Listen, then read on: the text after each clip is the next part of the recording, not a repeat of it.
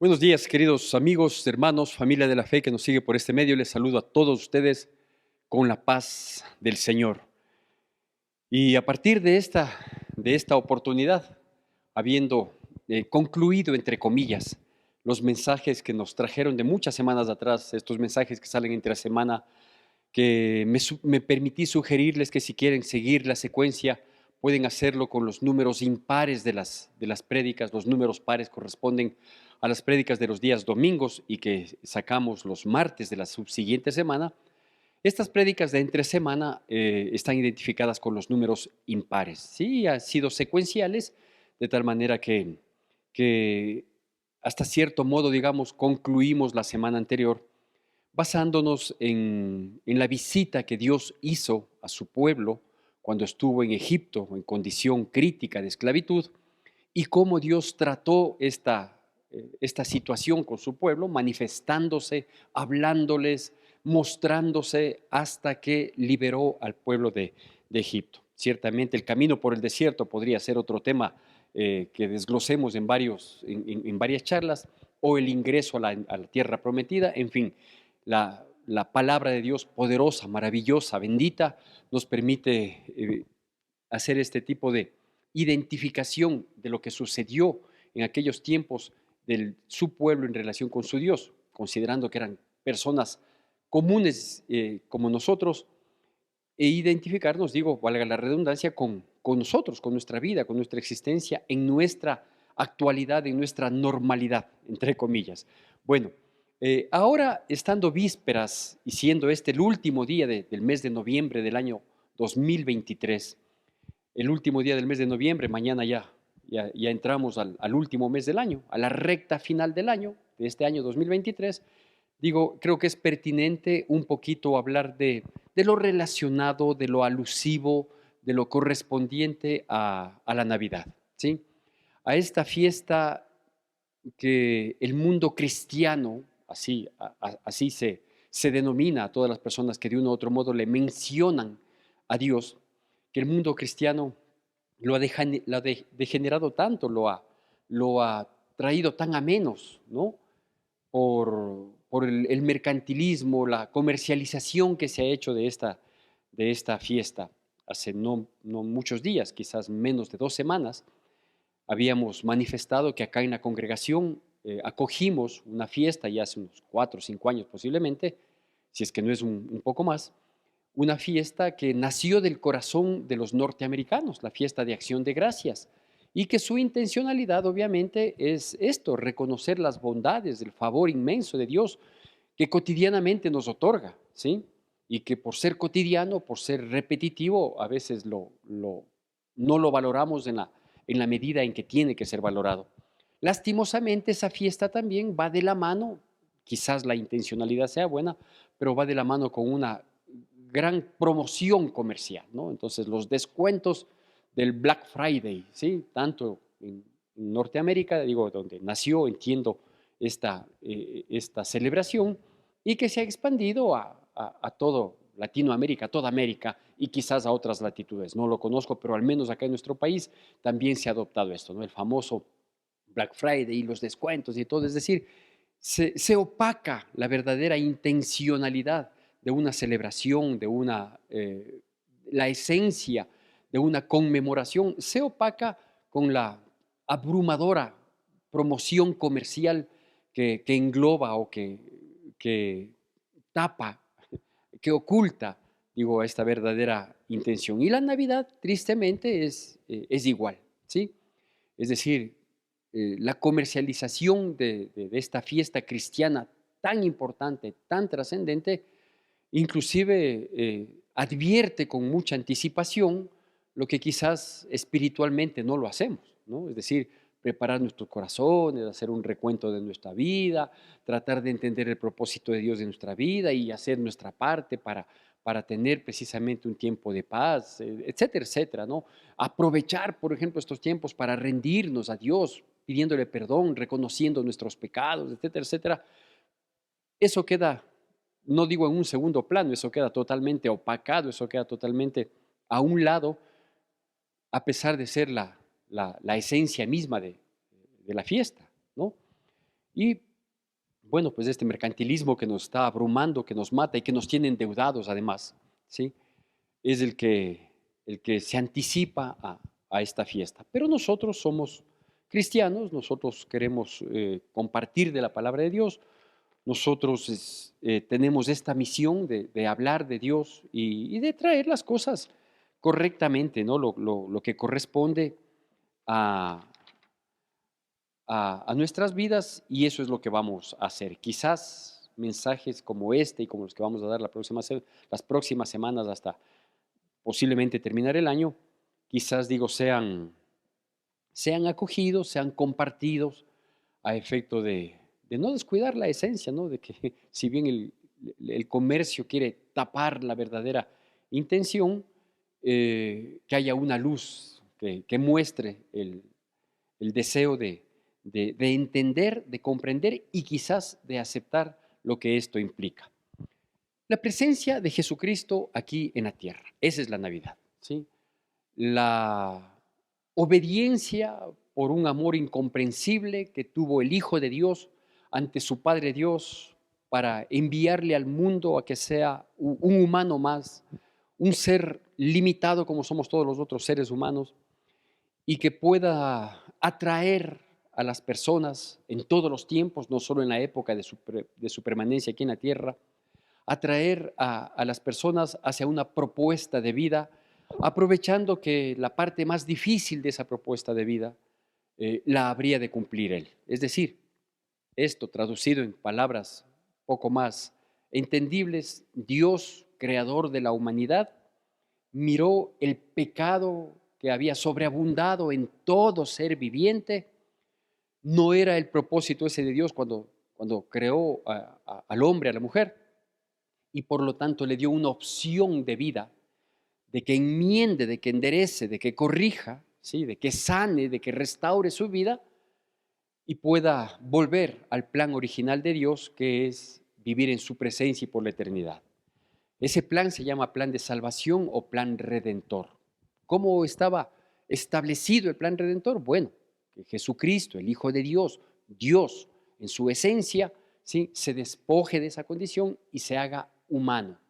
Para ser humano tenía que venir a través de una persona humana que fue María, una mujer virtuosa de quien hay mucho por hablar, no con características divinas, no atribuyéndole situaciones que no le corresponden, pero eso no quiere decir que no sea una mujer virtuosa, obediente, etcétera, etcétera, y que trayendo al Hijo de Dios al mundo en su condición de hombre, Él pueda, digo, con su presencia, con sus palabras, con la sabiduría con la que se manifestó y con las manifestaciones sobrenaturales como Dios, porque Jesucristo es Dios, ¿sí? Pueda atraer a las personas para invitarles a que acepten una salvación que habría de cumplirla precisamente en la cruz, venciendo inclusive, no solo clavando en ese madero nuestros pecados, ¿sí? Y dejando vacío ese sepulcro, sino resucitando al tercer día para volver al lugar que le correspondía y del cual nunca debió haberse despojado, excepto por el amor inmenso por la humanidad, y volver, digo, para ser un intercesor hasta el día de hoy y hasta cuando Él venga nuevamente, ya con otro propósito acá a la tierra. Bueno, resumido, digamos, en términos generales esto, toda la Biblia, toda la Biblia habla y anuncia de la presencia de Jesucristo aquí en la tierra. Desde Génesis, en el versículo 1 del capítulo 1, es decir, comenzando por el principio, ya habla de Jesucristo. Dice, en el principio creó Dios los cielos y la tierra. Perfecto. ¿Quién es ese principio? Es Cristo Jesús. Él mismo lo dijo. Sí, yo soy el principio y el fin, el alfa y el omega. Lo dijo allá y lo recogió Apocalipsis. ¿Por qué creemos que esto es así? Porque dice, en el principio creó Dios los cielos y la tierra, y la palabra corrobora en Juan capítulo 1, en Colosenses capítulo 1, creo que el versículo 15, 16, por ahí, dice que en Él fueron creadas todas las cosas y para Él fueron creadas. Entonces desde ahí mismo ya aparece Jesucristo como Dios, porque en Él y a través de Él y para Él se crearon todas las cosas.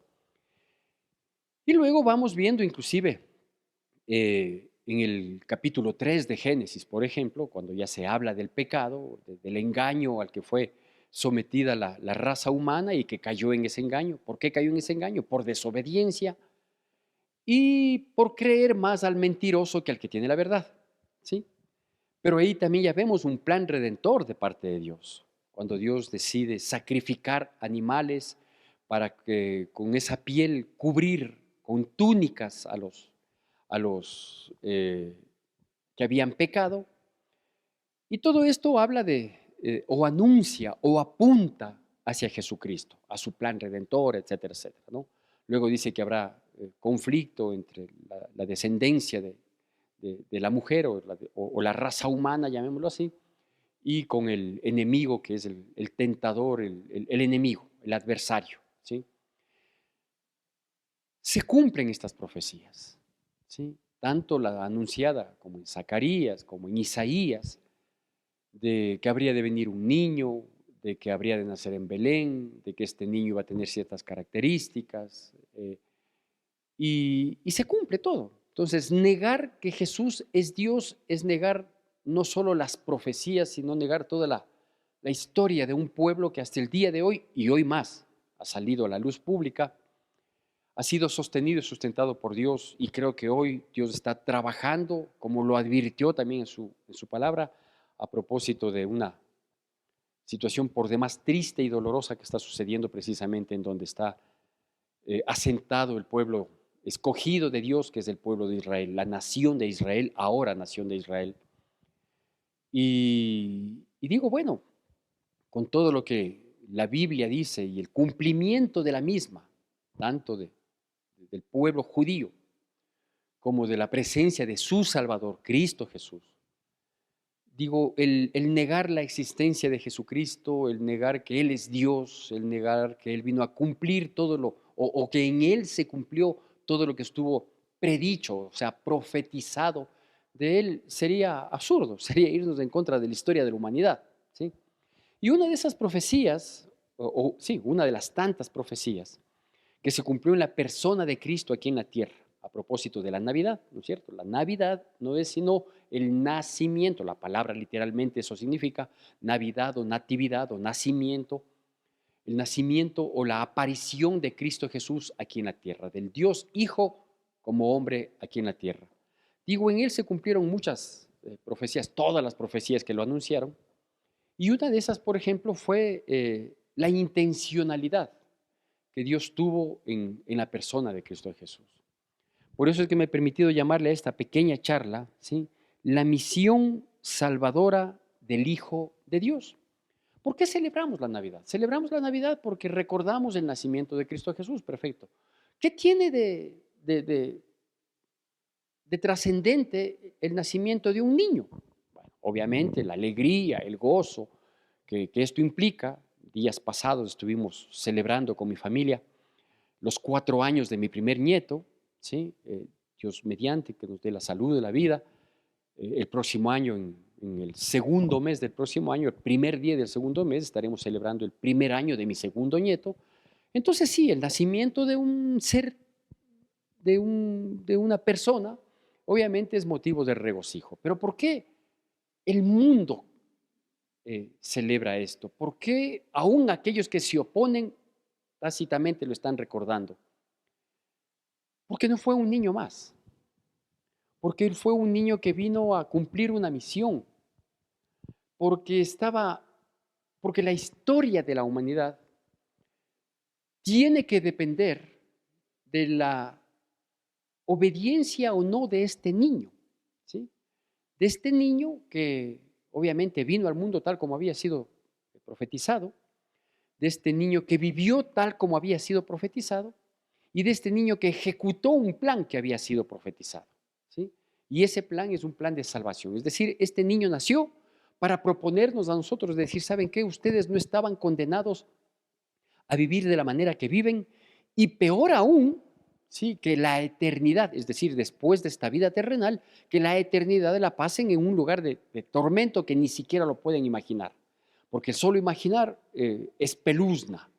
Así que el plan de mi Padre, dice Dios, dice el Hijo de Dios, Cristo Jesús, el plan de mi Padre es que ustedes hayan sido creados a imagen y semejanza de nosotros, cuando decidimos hacerlos a imagen y semejanza nuestra, y obviamente que ese plan conduzca a que ustedes vivan siempre en la presencia de mi Padre Dios. Pero ustedes escaparon, porque todos han pecado y quedaron destituidos de esa posibilidad. Así que yo vengo a proponerles algo. Yo voy a pagar el precio por ustedes y ustedes simplemente obedezcan, caminen conforme a la propuesta de vida y por fe ustedes pueden volver a ese estado original del cual sus pecados les despojaron. Así de simple, ¿no es cierto? Una, digo, de esas tantas profecías en el libro de Isaías, capítulo 61, habla precisamente de esta misión, ¿sí? De esta misión salvadora del Hijo de Dios, del Dios hecho hombre, y que cumplió esa misión aquí, ¿sí? Desde la misma humillación de aceptar degradarse haciéndose hombre, siendo Dios, y él no estimó esa condición para decir, no, yo no quiero, no. ¿Cuál tan grande es el amor? ¿Cuán grande es el amor de Dios que se despojó de esa condición para hacerse hombre? Y en esa condición de hombre fue un siervo obediente hasta cumplir el plan redentor, hasta la muerte y muerte de cruz. Y dice así, Isaías capítulo 61, versículos del 1 al 3, una de las profecías que se cumplió, ¿sí? Y se cumplirá, porque contiene dos instancias, contiene dos tiempos esta profecía, que le voy a leer nada más los 3 primeros versículos del capítulo 61 de Isaías, que dice, sí, síganme por favor siempre con atención y con reverencia a la palabra de Dios. El Espíritu de Jehová el Señor está sobre mí, porque me ungió Jehová. Me ha enviado a predicar buenas nuevas a los abatidos, a vendar a los quebrantados de corazón, a publicar libertad a los cautivos y a los presos de apertura de la cárcel, a proclamar el año de la buena voluntad de Jehová y el día de venganza del Dios nuestro, a consolar a todos los enlutados, a ordenar que a los afligidos de Sión se les dé gloria en lugar de ceniza, óleo de gozo en lugar de luto, manto de alegría en lugar de espíritu angustiado, y serán llamados árboles de justicia, plantío de Jehová, para gloria suya. Bueno, digo esta profecía, o al menos estos pocos primeros 3 versículos que he leído del libro de Isaías, que es una advertencia de la presencia del Hijo de Dios aquí en la tierra, habla de dos instancias. Le voy a hablar de la primera, que es la que nosotros celebramos en la Navidad, ¿no es cierto? Es que habría de venir un Jesús, un Salvador. Jesús significa Salvador. Y Jesús Cristo significa Salvador ungido, es decir, respaldado por el poder de Dios. ¿Sí? Entonces Jesús, nombre que fue dado por el ángel para que le pusieran al niño que venía en camino, luego tuvo el respaldo, o mejor dicho, desde siempre tuvo el respaldo de Dios. Ese respaldo significa unción y Cristo significa unción o ungido. Entonces, Jesús, Cristo, es el Salvador ungido. Y aquí dice, en el versículo 1 que comenzamos a leer, que el Espíritu de Jehová, el Señor, me ungió. ¿No es cierto? Entonces, Jesucristo vino al mundo respaldado, ungido, cobijado por el poder de Dios, con un propósito. El propósito, digo, es la misión salvadora del Hijo de Dios. Y aquí nos desglosa algunos aspectos, digo, en la primera instancia de esta profecía. La segunda solo la voy a mencionar para diferenciar nada más, pero esto es parte, o esto debería ser parte de la conciencia espiritual de la celebración de la Navidad, ¿sí? Dice que Él vino a predicar una palabra de esperanza. Él vino a dar una luz al fondo del túnel. Él vino a proponer levantarse al caído. Él vino a restaurar lo que había estado destruido, lo que había estado afectado. Esa es la predicación de la palabra de Dios, ¿sí? Es la esperanza para nuestras vidas. Porque hoy no hay palabras de esperanza. Hoy hay palabras de condenación, hoy hay palabras de venganza, hoy hay palabras de amenaza, hoy hay palabras de injuria, de agravio, Hoy hay palabras que sentencian las vidas. Hoy hay palabras que hacen leña del árbol caído, ¿sí? Y esto te mereces, y es por tal razón, y no tienes opción de reclamar nada, y eso te pasa por tal cosa, o simplemente si no te sumas a la estructura, vas a terminar acabado, así que tú escoge o te sumas a los más. O sea, todas las palabras desalientan hoy en día, y palabras que inclusive se dicen a nivel de familia, de un círculo familiar que se entiende, tiene como un común denominador un apoyo, un trabajo de equipo, un sentimiento. Se entiende que la familia nos une lazos mucho más fuertes que una sociedad comercial, que un propósito mancomunado. Vaya usted a saber con qué ánimo, ¿no? Y digo, sin embargo, que en la familia debería existir estas palabras de ayuda, de perdón, de reconciliación, pues no las hay. No las hay. Más bien las palabras terminan siendo destructivas, terminan acabando con lo que de por sí haya estado mal. Pero la predicación de la palabra es esta y esto fue lo que trajo Dios a través de su Hijo Jesucristo y Él nos dejó el encargo a quienes queremos seguirle, a quienes aceptamos la propuesta más maravillosa que jamás hubiéramos podido imaginar en nuestra vida. ¿Sí?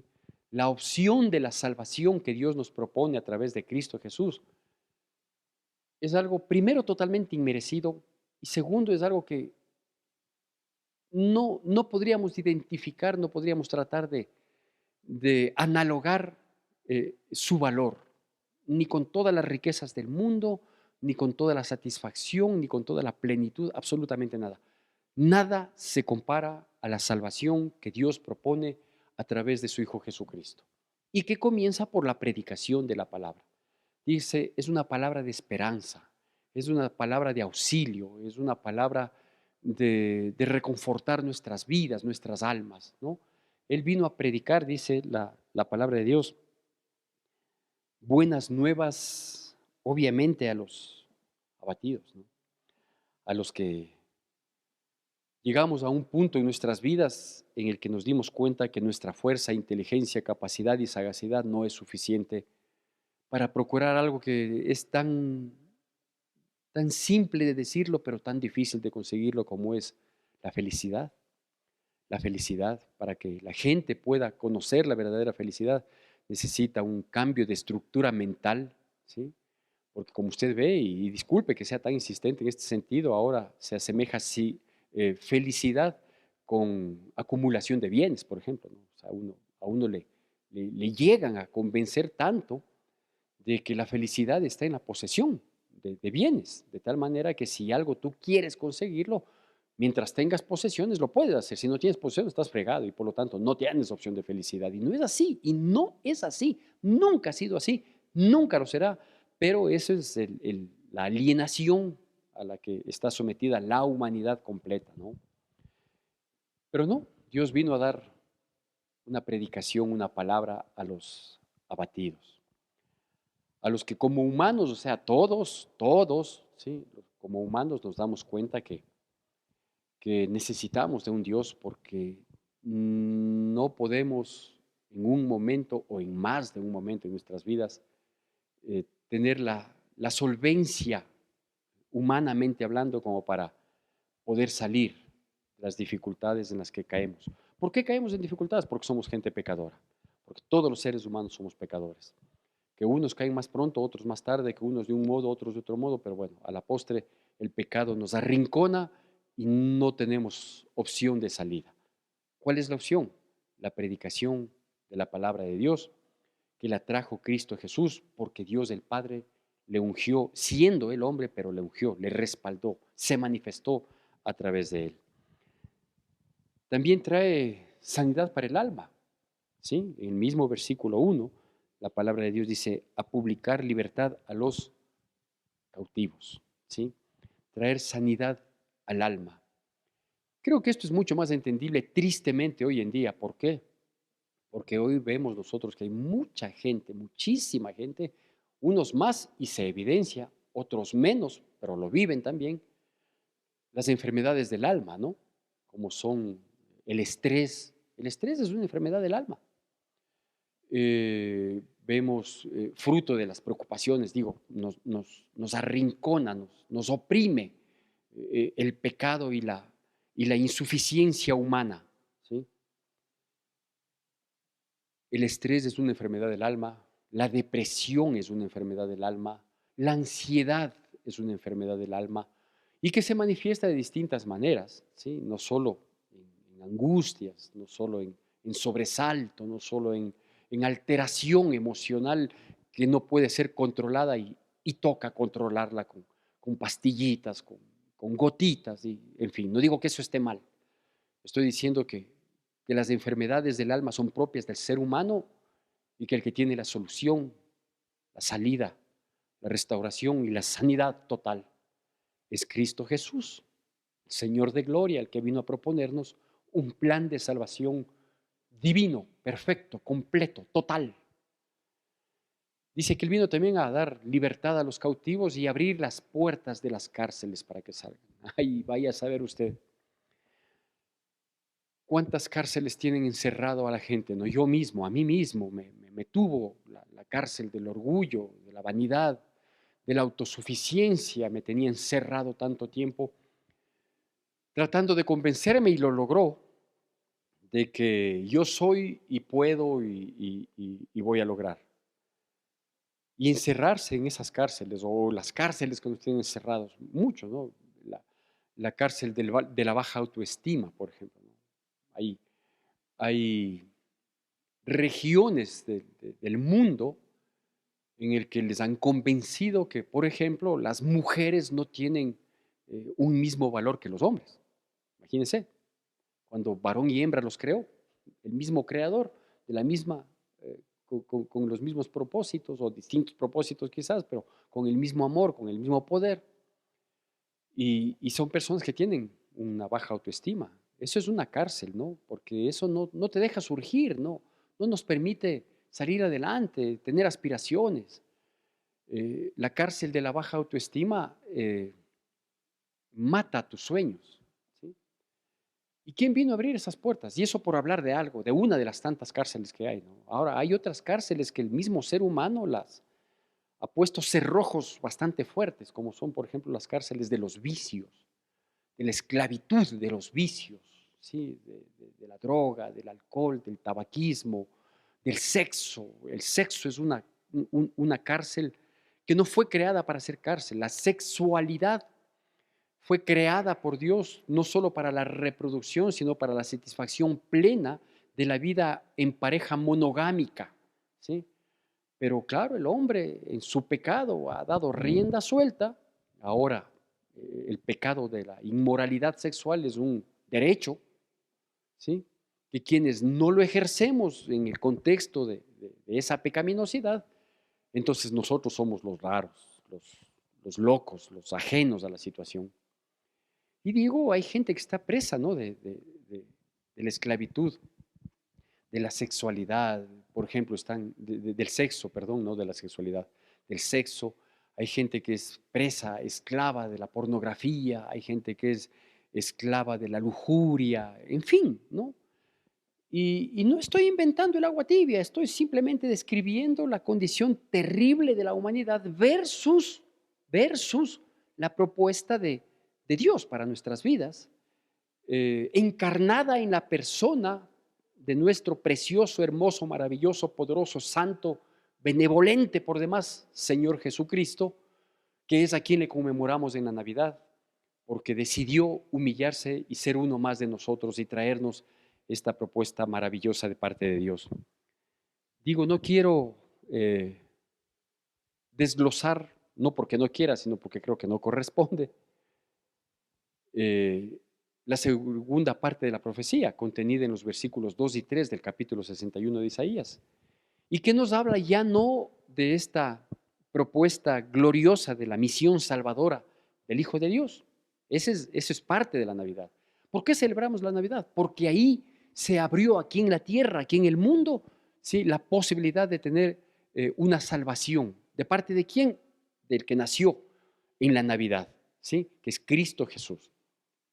Obviamente no voy a entrar en detalles intrascendentes como por ejemplo que me digan que estamos tan equivocados los cristianos evangélicos y el mundo cristiano, porque él no nació un 24 de diciembre. Vean, no importa cuándo nació, lo importante es que vino al mundo. ¿Sí? Si es que quisiéramos ver una fecha aproximada y esta me da enero, febrero, marzo, abril, mayo, junio, julio, agosto, septiembre, octubre, noviembre, diciembre, no tiene trascendencia. Para nosotros los humanos tiene trascendencia. Si yo cumplo años en tal fecha, ya, perfecto, porque no tenemos una misión salvadora. Sí, porque festejamos el día de nuestro nacimiento, que debería igualmente ser una fiesta de gratitud a Dios y quienes tenemos la vida, y más aún si hemos optado por la vida en abundancia, pues mucho más, celebrarlo acorde a aquel que nos dio la vida. De tal manera que digo, no vamos a detenernos en trivialidades como, y discutir inclusive que si fue en diciembre, que si fue en septiembre, que si fue, vea, no importa, vino, se humilló, cumplió su plan y está al alcance de nuestras vidas. Eso es lo verdaderamente importante. Los versículos 2 y 3 del capítulo 61, digo, los voy a mencionar rápidamente nada más, habla de una segunda venida de Cristo Jesús. La primera vino como humano, eh, con las limitaciones humanas que esto implica.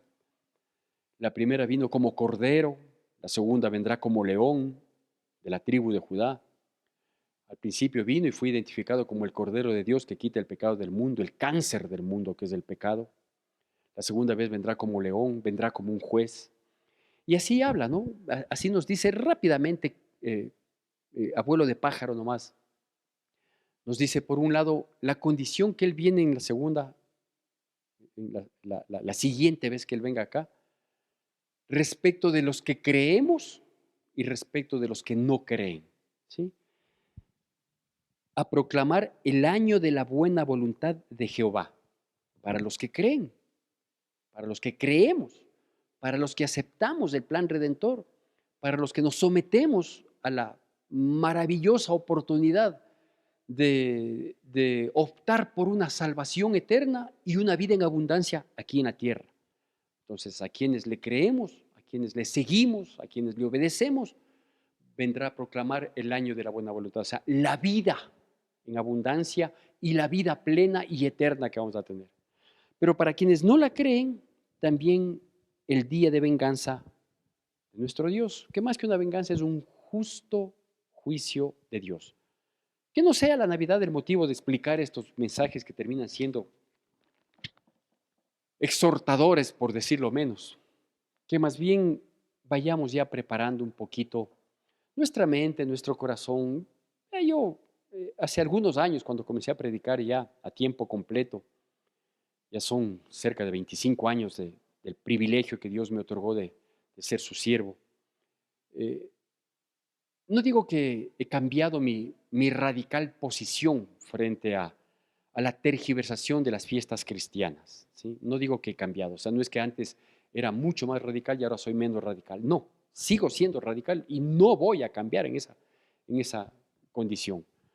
Pero más bien creo que es pertinente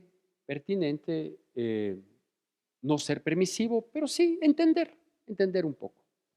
Si en la Navidad, si en la Navidad, que estamos a pocos días, a menos de un mes, usted quiere dar regalos y aspira a recibirlos, no hay problema. Pastor, estoy pecando. Me temo que no, espero que no. ¿Sí? Porque también el dar o recibir un regalo hasta puede, un acto que aparentemente parecería ser de tan buena fe, hasta podría terminar mal, ¿no es cierto? ¿Por qué? Por la intención que puede haber detrás del dar o del recibir estos regalitos en estas épocas. ¿Sí? Si lo da por competir con otro y por lo tanto hace un mayor gasto, si da algo simplemente por quedar bien, en fin, hay muchas cosas que jugarían en este sentido.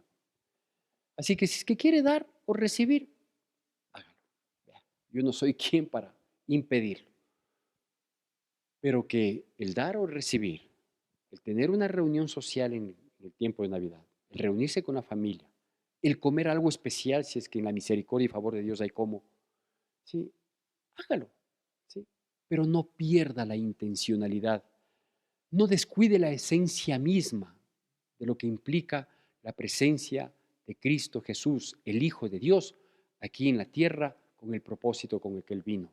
¿Sí? No hay mayor regalo para un ser humano, no lo hay, ¿sí?, que la salvación que Dios nos propone. Quizás logremos entender, quizás logremos sentir y quizás logremos someternos a semejante bendición. Que Dios bendiga poderosamente nuestras vidas en Cristo Jesús.